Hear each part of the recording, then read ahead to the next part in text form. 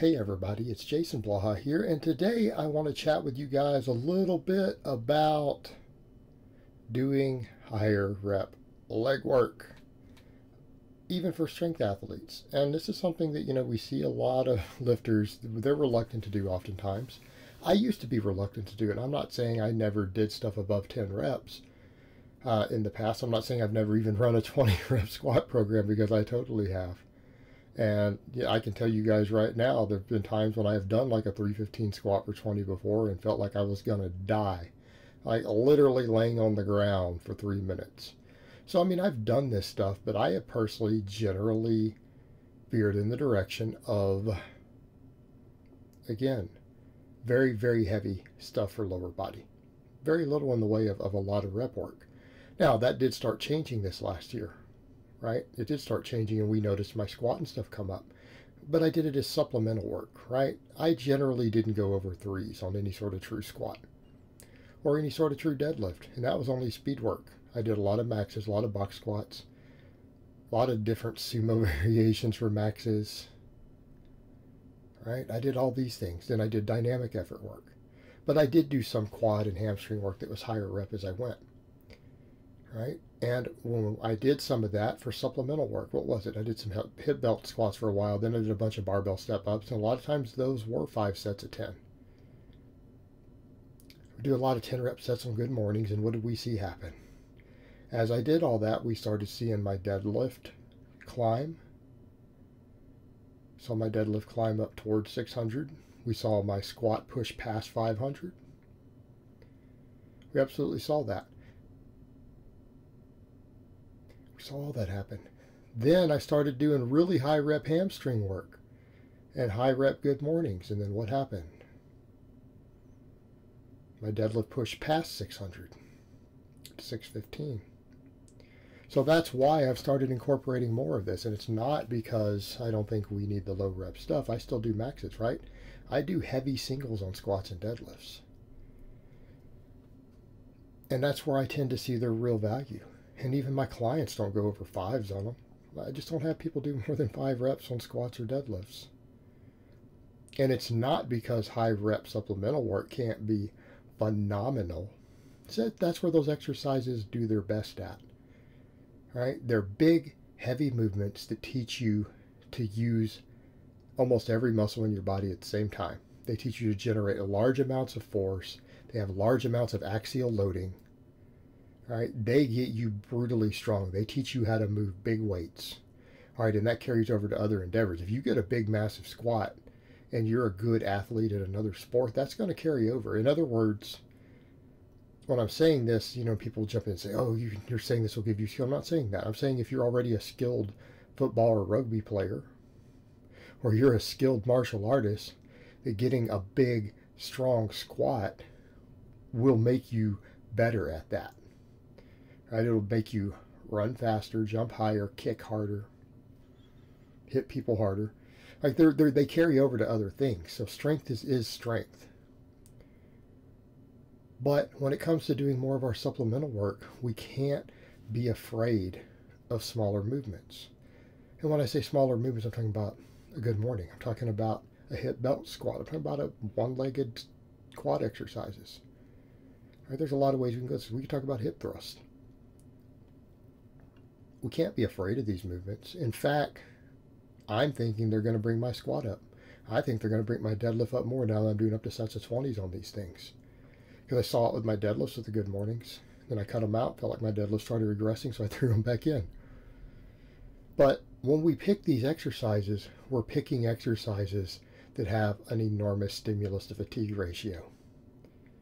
Right? That even if you do 20 rep, close to 20 rep max sets, yes, they're fatiguing. Yes, they make you breathe deep. But your cardiovascular system and your axial loading and spinal recovery does not become the limiting factor. Right? Because that's the problem we have with squatting. What happens if you start trying to do 10, 12, 15 rep sets of squats?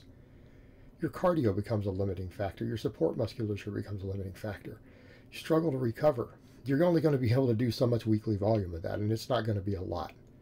Deadlifts, even worse. we look at movements and say, okay, what movements can I do really high reps with? What movements can I hypertrophy these muscles through a slightly different pathway? And guys, this matters for strength. And I'm aware that there are a few freakish genetic outliers. When we set those outliers to the side who have freak leverages or freak things with their body, set them to the side. Right? For most people, more muscle is going to give you more strength potential. Period. And when we start looking more and more at some of the data out there, there is, it's not massive. There's a growing body of evidence that would suggest that fairly different rep ranges may cause slightly different anabolic pathways. There'll be a large degree of overlap. So what are we dealing with at that point? It means that if we're completely excluding a rep range, we're leaving gains on the table. And if we're leaving gains on the table, we're leaving strength on the table. Okay?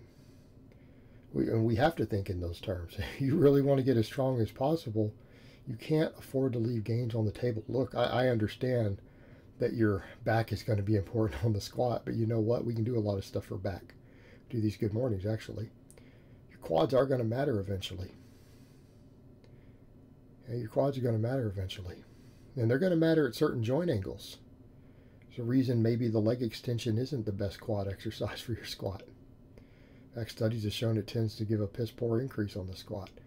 But those hip belt squats, unless you do them out to a wide stance, you can get deep. All right, we're training other muscles, hip and glute and everything else. We are working the quads at the same angles we would on a power squat. And we are putting an enormous amount of volume on the quads. All right, that's a lot of growth potential, especially something like sets of 20, especially after you've hit a heavy squat first. All right, you hit heavy squats or a heavy squat, then you do something like that. It's a lot of growth potential. And the beauty of an exercise like that, the weight's in traction around your waist.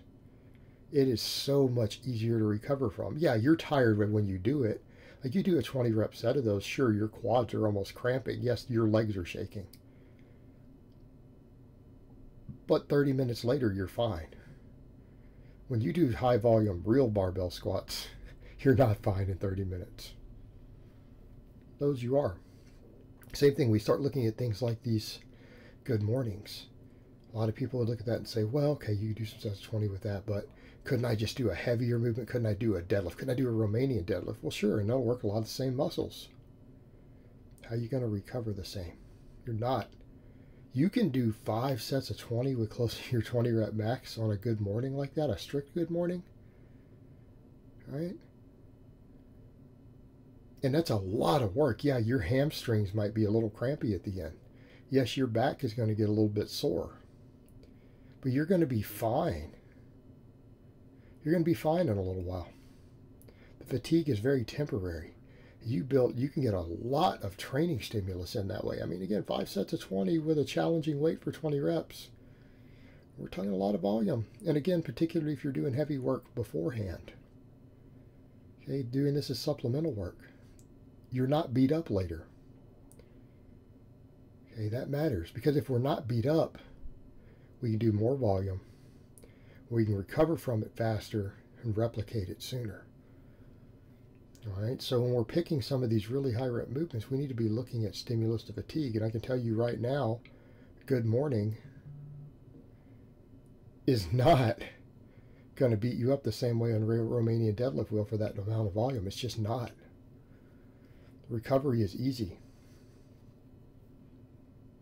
Okay, so when we're picking these exercises, we need to think in those terms. And if you think in those terms, these easier to recover from movements can bring a lot of extra muscle to the table in the right places. Put a lot of extra muscle on our hamstrings, our glutes, our erectors, our quads, our adductors. Okay, that extra beef that you put up on there is eventually going to turn into a bigger squat, a bigger deadlift. Okay, and that's the whole goal. And of course, it's going to give you a more jacked set of wheels. So I mean, bodybuilders and stuff can pay attention too. Right? Pay attention also. And I'd say maybe in some cases you could use machines. I think this stuff is all better. I mean, worst case, someone could do machines if they can't replicate some of this. But most of this can be easily replicated without it. But it's just worth thinking about, guys. We need to get these other rep ranges in if we're trying to maximize our potential. And we're going to have to do them with different exercises than we do our heavy work with. All right, guys, so that's really all I have to say on that today. I hope it's been informative, and I will talk to you guys next time.